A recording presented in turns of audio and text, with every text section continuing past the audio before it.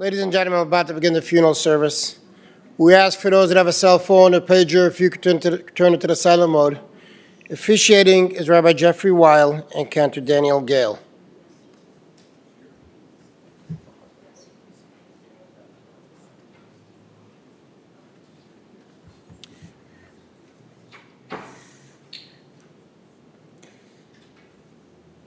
We begin with Kriya, the ritual of tearing. Throughout our tradition, really, throughout our Jewish history, beginning in biblical times, people in mourning do this act of tearing, an act of Kriya, which exposes the wound inside, really. And the blessing that Art and Ellen and Mindy will recite, they're the halachic mourners. While many grieve, they are the halachic, according to Jewish law, the mourners. They will rise and they'll recite the blessing for Kriya, which acknowledges God as the Dayan Ha'emet, which means the judge of truth. So I ask Art and Ellen and Mindy to rise at this time, and I'll come forward.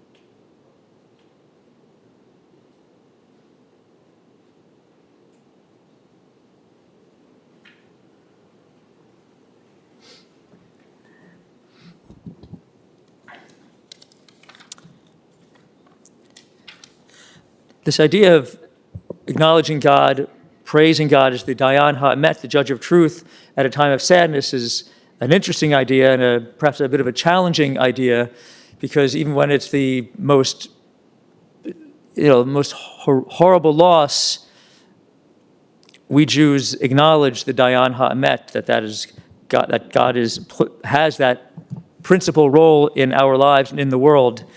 In a sort of similar way are the verses of the third chapter of Ecclesiastes, or in Hebrew Kohelet. It's well known, these verses, that expresses this idea that everything in this world is unfurling in a way that somehow makes sense, that everything under the sun has a time and a place. Also challenging theology for times of mourning, but such is our tradition. L'kol zman ve'et l'chol chefetz tachat hashamayim, et laledet ve'et lamut, et lata'at ve'et la'akor natua, et lifrotz ve'et livnot, et livkot ve'et lishchok, et tzvod ve'et rakod. For everything there is a season, a time for every purpose under heaven, a time to be born, a time to die, a time to plant and a time to uproot that which is planted, a time to tear down, a time to build up, a time to weep, a time to laugh, a time to grieve, a time to dance, a time to throw stones and a time to gather stones together, a time to embrace, a time when we must refrain from our embraces, a time to seek and a time to lose, a time to keep and a time to discard, a time to tear, a time to sow, a time for silence, and a time to speak. In your handouts, you'll find the 23rd Psalm. And it's my honor to call on my colleague, Cantor Daniel Gale, to lead us in Hebrew in this Psalm, Mizmor LeDavid.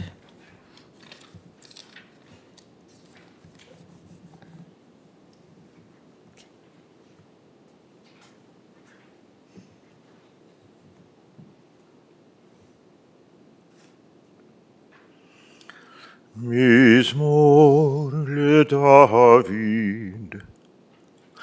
Adonai rohi lo echsar.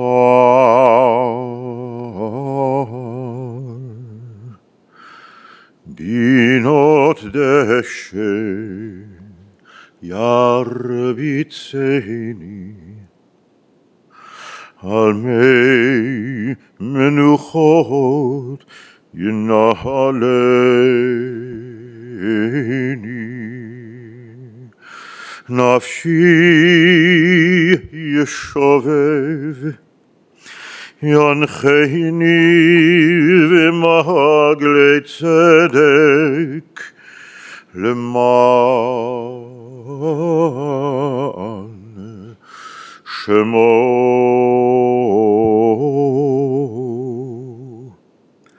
Gam ki elech begetzal mahavet lo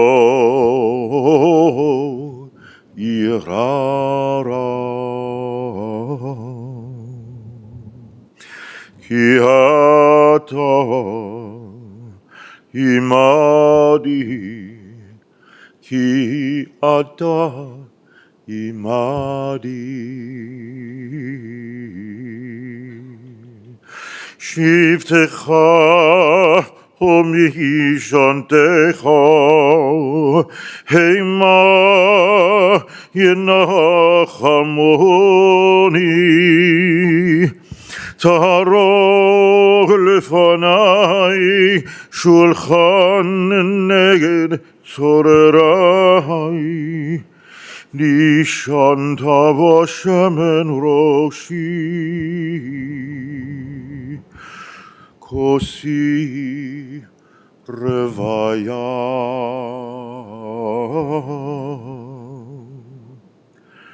Ach tov v'chesed yirdefuni kol yemei chayai.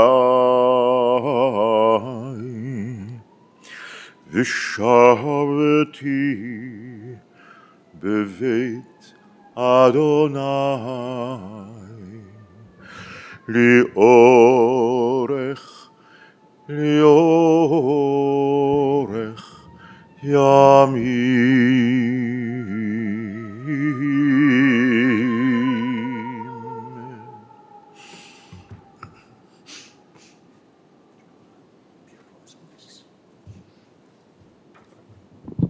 We read together. The Lord is my shepherd, I shall not want. He maketh me to lie down in green pastures. He leadeth me beside the still waters. He restoreth my soul. He leadeth me in the paths of righteousness for his name's sake. Yea, though I walk through the valley of the shadow of death, I will fear no evil, for thou art with me. Thy rod and thy staff, they comfort me. Thou preparest a table before me in the presence of mine enemies. Thou anointest my head with oil, my cup runneth over. Surely goodness and mercy shall follow me all the days of my life, and I will dwell in the house of the Lord forever. Esa inai el hahorim me'an yavo Ezri. Ezri me'im Adonai oseh shamayim va'aretz.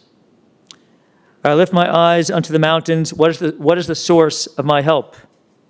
My help comes from the eternal God, maker of heaven and earth. God will not let your foot give way. Your protector will not slumber. Behold, the Shomer Yisrael, the keeper of Israel, neither slumbers nor sleeps. God is your guardian and your protection at your right hand. May the sun not strike you by day, nor the moon by night. May God guard you from all harm. May God guard your soul, your going out and your coming forth, now and forever. The 121st Psalm.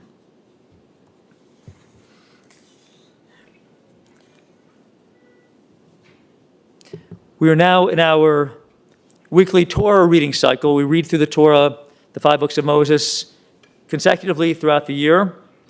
And we're now at the time when the Israelites are still encamped at Mount Sinai, and the 10 Commandments have already been revealed, and now they're just learning laws. Moses is just teaching them scores and scores of laws that God had revealed. And it's a mix of laws. Some of these laws teach the Israelites, in a sense, how to be Israelites, like what our folkways are, our traditions, our religious rites. Those are sort of like the laws for the integrity and promotion of the community. And there are other laws that concern our obligations to the world, beyond the parameters of our nation. These are the laws that are paramount for the Israelites, for the Jewish people, the laws of tzedek, of pursuing justice and righteousness. These are the commandments to love our neighbors as ourselves and to protect the vulnerable. That is perhaps the recurring theme in Torah, the protection of the vulnerable, insiders and outsiders. And each of those categories, sort of the internal and also the outward-looking, are essential to living a Jewish life. How to live as a Jew ritually and culturally, and how to conduct oneself as a Jew morally. And both of those dimensions were dimensions of Judith Klowden's life. She was absolutely dedicated to our peoplehood and our folkways. She was concerned with our safety as a people, our integrity as a people, and she was absolutely also no less concerned with the other, Kol B'nai Adam, all humanity. Kol B'nai Adam, literally all the children of Adam, or of Adam and Eve, everyone. She also adhered to another Jewish value, which we hear a lot, to teach one's children well in all of these ways, to guide our children. We learn this from the Ve'ahavta, we learn this from Proverbs as well. We learn it a lot. It's knitted into the fabric of who we are as a people. To guide our children onto good paths, to imbue in them the critical value of tikkun, repair of the world, and the importance of people.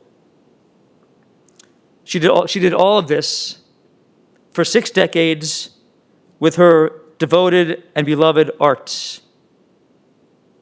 4 days ago, that was the 63rd anniversary of their first date. More on that later. Judy was the only child, parents Ann and Milton Rosen. Her mom was born in Poland. Milton, her dad, was a pianist, actually, piano player, professional. He'd play gigs on boats that traversed Lake Michigan. He also, to help support the family, did other jobs, selling Affy-Tapples, driving a cab. The family of 3 lived at 1648 Pratt. Judy was a good student, of course. No one is surprised to learn that. At Kilmer Elementary, and she made good friends at that time, some of whom are actually here present today. But she made good friends throughout her life. And some of her more recent friends, more recent years and decades, are here today as well. She went to Sullivan, and then she enrolled at Roosevelt University to study geography and to prepare for a teaching career. One day, as a young woman, she gets a phone call from this young medical student who had received her number through family, friend connections. This young man needed a date for a medical student's dance at the Furniture Mart. The student was kind, of course, but kind of shy as well. But he needed that date. It was Art.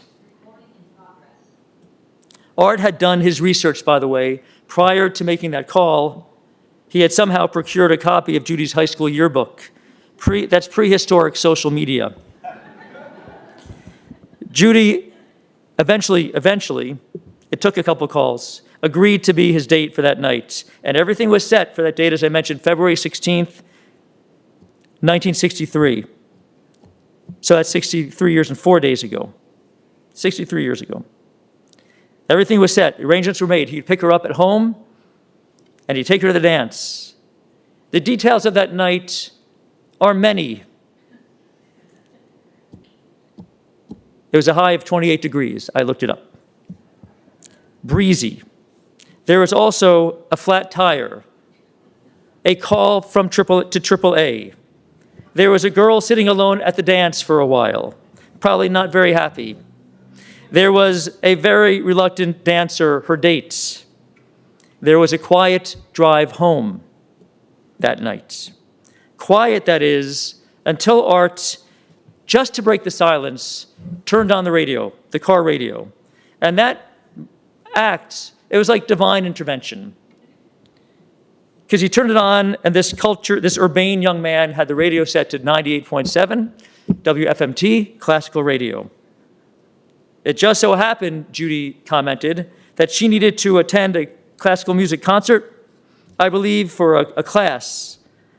And so the gentleman, Arthur, graciously offered to take her to such a concert. He splurged on seats on the main floor. And the rest is melodic and harmonic history, if you will.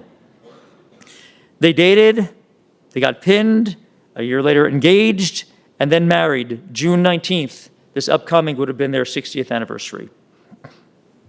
Judy was proud to be married to a doctor. She was always proud to be married to a doctor. And she began teaching, first student teaching and then securing a regular teaching position as a history and geography teacher at Amundsen High School, thanks at least in part to Mrs. Meyerdurks. This teaching job, concluded when Art's first position brought this young couple to the Boston area. That's where Ellen was born. After a couple years, they returned here to Skokie. Mindy was born, and they soon moved into 8944 Knox, a home into which the Klowden family, settled into, unto this day. Art worked long hours, working with patients, writing articles, and more, while Judy worked hard, and she put her full heart into raising her daughters. Her chief goal was to guide them, to guide Ellen and Mindy, to encourage them to pursue their diverse interests, just like she had so many interests, diverse interests. She wanted them to enrich their lives, to grow into strong, proud women. Among other things, she educated them on the path of justice, taking them, for instance, to rallies in support of the ERA, the Equal Rights Amendment. She demonstrated the importance of the democratic process and advocacy by being chair of the legislative chair for the PTA. Reproductive rights was a key issue for Judy. She was a member of NARAL, now recalled Reproductive Freedom for All, now called Reproductive Freedom for All. She was, as we know, totally tuned in to important issues and the news, the day's events, literally tuned in, because every night during dinner at the Klowden home, the TV news was on the TV. Back then, I assume it was network news. I asked Judy not long ago about her news sources now. She mentioned like in the New York Times and, of course, MSNBC, CNN. She was sharp. She was a sharp learner, and she absorbed the news. And she had opinions about the goings-on and developments in this world. And she shared those opinions. She shared them with me about one very high-ranking elected leader. Well, I'll leave it at that. But Judy and Art did not merely bring the world into their home through the news. They went out into it, into the world. And Mindy and Ellen received a worldly education through their parents, like through travel, through going to cultural events and more. There was a lot of travel. There were trips over the years to Hong Kong and China, Australia, New Zealand, throughout Europe, Morocco, and of course Israel, where they visited family that helped found a moshav named for Shlomo Carlebach. They also delved deeply and regularly into, as I mentioned, the rich cultural sea of Chicago, the CSO, the Lyric, Writers Theater, the Art Institute, and more, a lot more. And Judy, as many of you know, was involved in many organizations. You probably some of you might know her from some of these organizations within the Jewish community and beyond. The Dawn Schumann Institute, NCJW, National Council of Jewish Women, Hadassah, ORT, the Chicago Jewish Historical Society, the Holocaust Museum, and more. And I'm proud to say that she and Art have been members of Ezra Habanim, the Niles Township Jewish Congregation, our shul, for a long time too, and some of her friends from EHNT are here this morning as well. You put all that together, all that they were involved in, the symphonies, museums, dinners for charities and so forth, it consumed much of their social calendar. And yet, Judy and Art also remained dedicated socially to their own family. They enjoyed the cousins' get-togethers and holidays with the Rosen and Stein family. Cousins are here today, and of course with Joyce and Paul's memory for blessing, Michael and Pat and their families. And speaking of family, most thrilling, of course, was when Mindy and Dennis became parents to Cody. And Judy and Art loved taking Cody to museums and a lot more. At Cody's, I believe it was the last visit with your grandparents, with his grandparents, Judy's mobility at this time was limited, but she took the opportunity to talk with her grandson, and she took the measure of her grandson, and Grandma was impressed with her smart and handsome grandson, Cody, and athletic to boot. She was so proud. Judy was frustrated by limited mobility.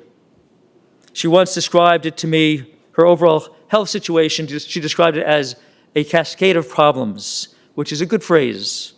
And that's not surprising because she was definitely good with words. She was an extensive reader and a serious reader. Whenever we talked, I'd always ask what she had been reading, what she was up to in that regard. She was a loyal member of our congregation sisterhood book group. And this week, just this week, her final week, how many books had she checked out of the library, waiting to be read? 6.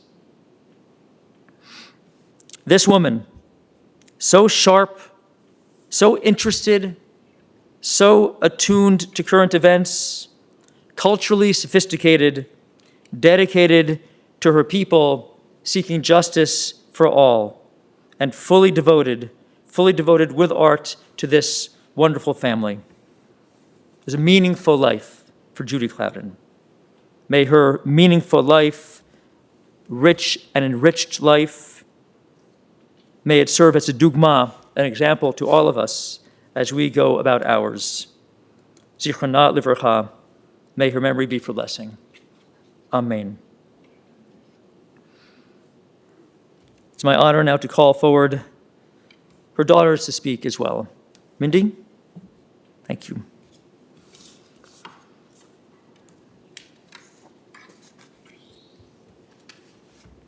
Thank you.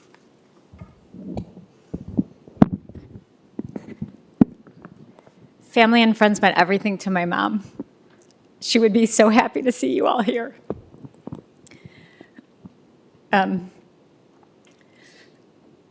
My mom would want my dad to know how much she appreciated all he did for her over the years.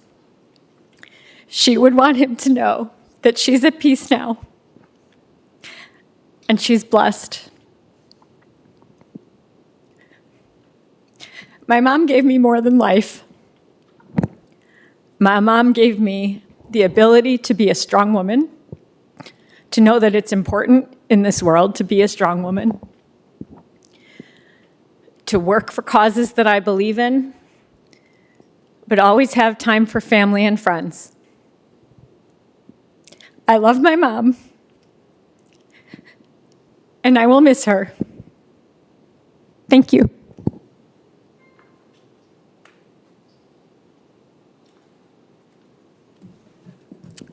Thank you, Mindy. Ellen.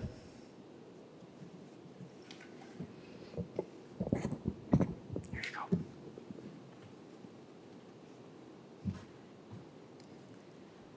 First things first, this jacket was my mom's. I'm wearing it as a hug.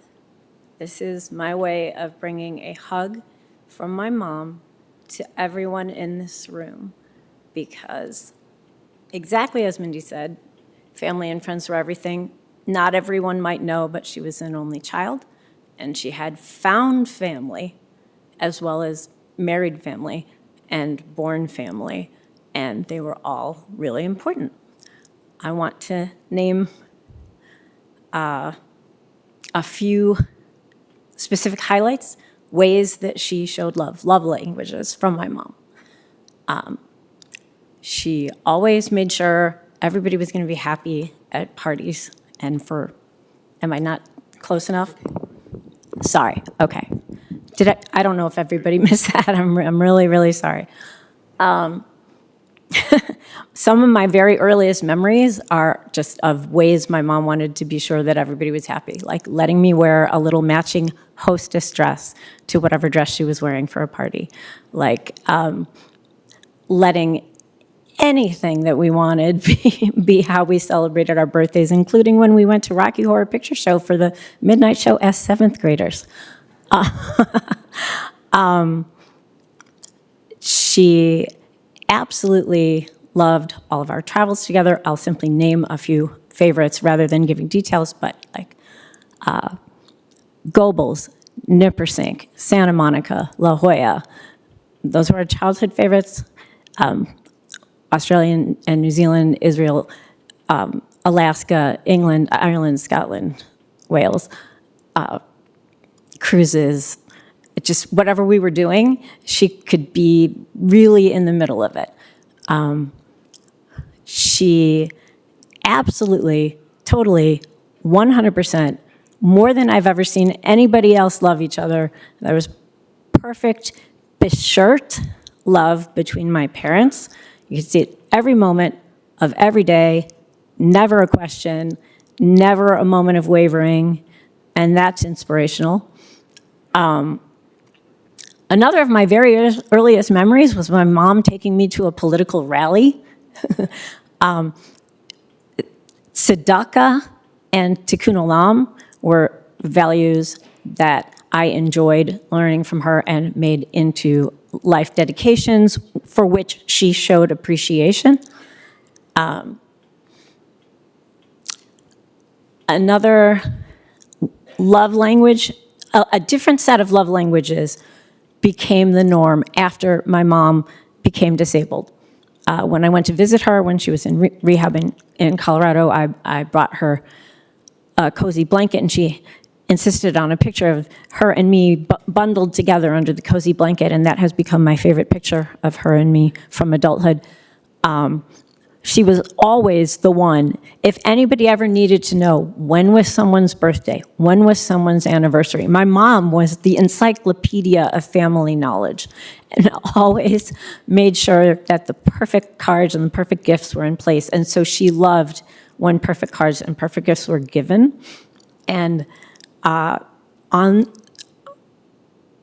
the day that we were coping with the transition, I got a call from a cousin who was in a different country to tell me, he told me that the last time he saw my mom, she paraded out a gift I had sent her and said it was for me and said how great a gift it was. And like, that is something that I will treasure forever, that he chose to share that memory with me. Another love language was we did crossword puzzles together. We developed ways. Lockdown actually was, there were silver linings to that crisis there, because we started having family Zooms when everybody started being sort of like more in touch and more expressive of love. Like I said, we did crossword puzzles together. And then like one of our other love languages was falling asleep together, where my dad either would put on the phone or on FaceTime, and we'd watch rarely The Odd Couple, sometimes Dick Van Dyke, sometimes Mary Tyler Moore, and sometimes Cheers.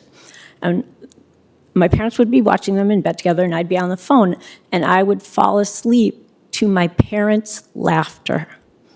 And that was my most cherished of the love languages that ever existed between me and my mom. And the last show that my mom laughed to was our favorite, which was Cheers. And when I think of the theme song to Cheers, that's what I want to and believe heaven is. A place where everybody knows your name, a place where they're glad you came, a place where they welcome you in, and you hang out and you laugh together.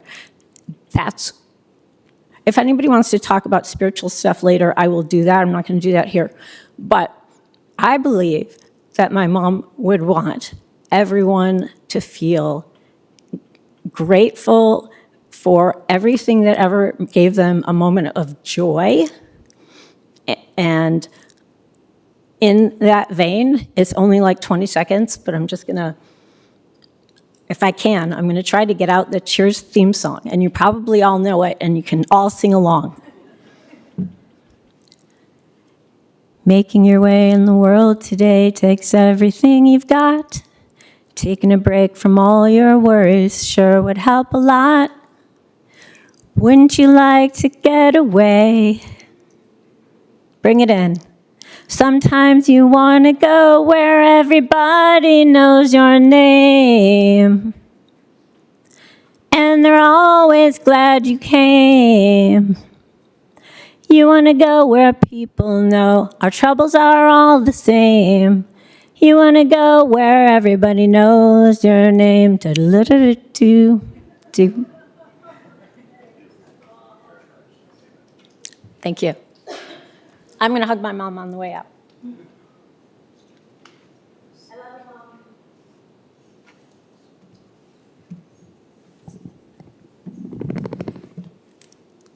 Thank you, Ellen, and thank you, Mindy, so much for that. Daddy has his finger. Okay, Art.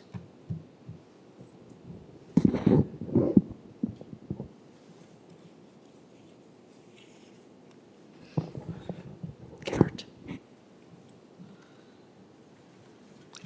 Yeah, I wasn't sure if I was going to say anything or not, but I decided I would, just briefly. I wanted to say a couple of things, but I'll cut it short. My wife in particular didn't love long funerals, so, but,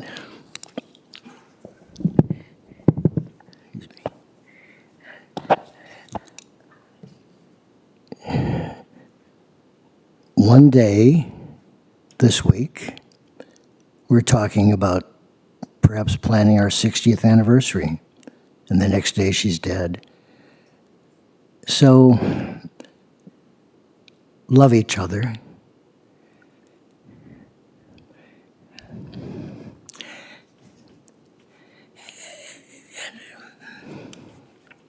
And don't forget to say, I love you. But I do want to say that she was very fortunate in having her life helped along the way by caregivers, aides, who are here. And I want to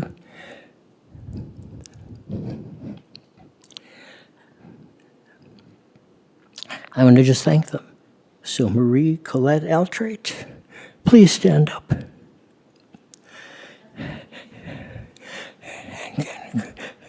She was with Judy for 8 years. 8 years. And Tiffany Wallenberg. Tiffany can stand up too. Tiffany was here for 6 years with Judy. So we're very lucky to have had two wonderful people with her who helped extend her life and made her happiness. I will just correct the rabbi in one thing. He talked about the news would be on at dinner. Actually, the news was on all the time. The caregiver knew to put the news on in the kitchen before she even got in the kitchen. And if she went in the shower, the news was on just in case she stepped out of the shower. She would have the news on. So, yes, she was fascinated by what was going on in the world, discouraged by what she saw now, but hoped for better. Let's hope it's a better world. Let's hope you all have good thoughts about her. She was a wonderful woman. I was so blessed to be with her for all those years. And the day before she died, just hours before, was the 63rd anniversary of our first date. So we had something to celebrate. Stay well, be happy, think kindly of her.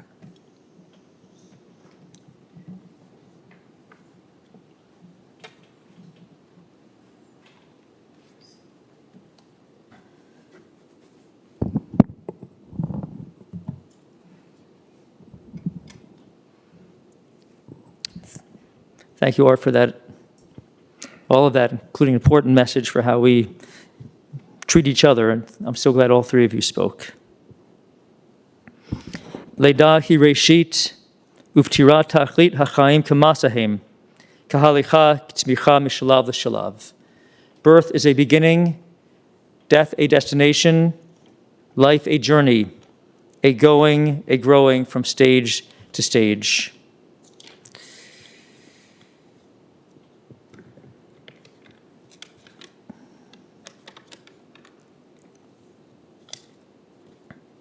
And so, God, into your hand we entrust the spirit of Judith Klowden, for you keep faith with your children in death as in life.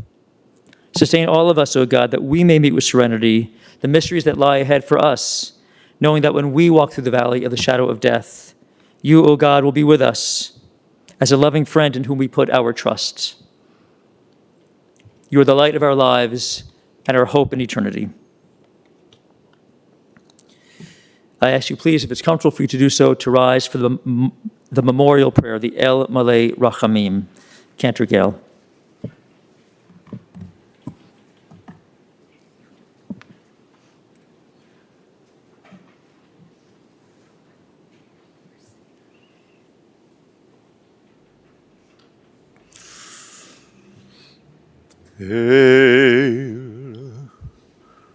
מלא רחמים,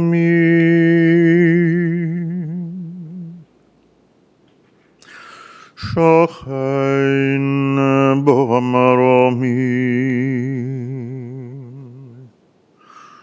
המצא מנוחה נכונה, תחת כנפי השכינה.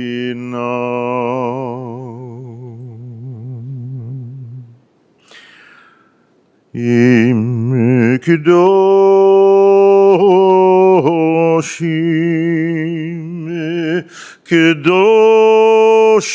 וטהורים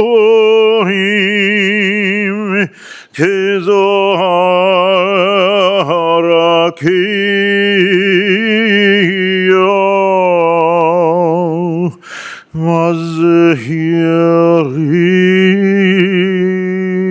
מזהירים את נשמת יהודית בת עם ישראל ובת כל העולם שהלכו על עולמו. בעל הרחמים יסתיריה בסתר כנפיך לעולמים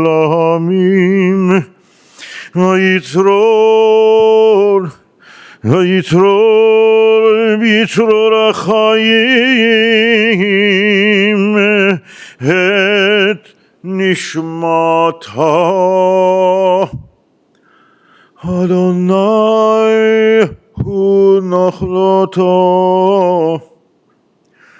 ותנוח בשלום על משכבו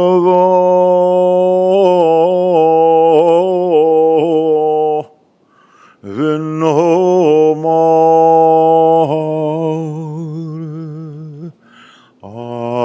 אמן.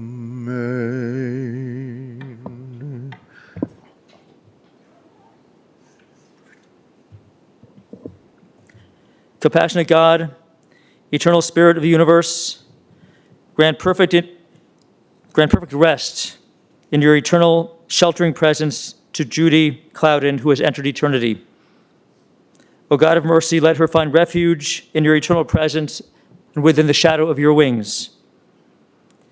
Let her soul be bound up in the bond of everlasting life. God is her inheritance. May she rest in peace, and we say, Amen. You may be seated.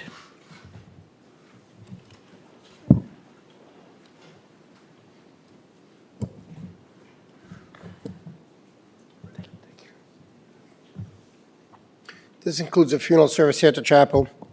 Their interment will take place at West Lawn Cemetery. For those who will be driving to the cemetery, we'll be lining up in a parking lot. We ask that you have your headlights and hazard lights on while in procession and drive as close as safety permits to the vehicle in front of you. At the conclusion of the interment, the family will be sitting Shiva at the residence, 8944 Knox Avenue, from 1 p.m. to 5:30 p.m. today, and Saturday evening, 6 to 9 p.m. In the evening. The following individuals have been asked to act as pallbearers. As I call your name, please come forward. Dennis Lima, Cody Klowden Lima, David Porter, Mike Klowden, Joyce Porter, Sharon Zoldan, and Carol Rosen. If we can have all the pallbearers come forward, we ask everybody else, please rise as we escort the casket from the chapel. Once we have left the chapel, we ask everybody to go immediately to their vehicles.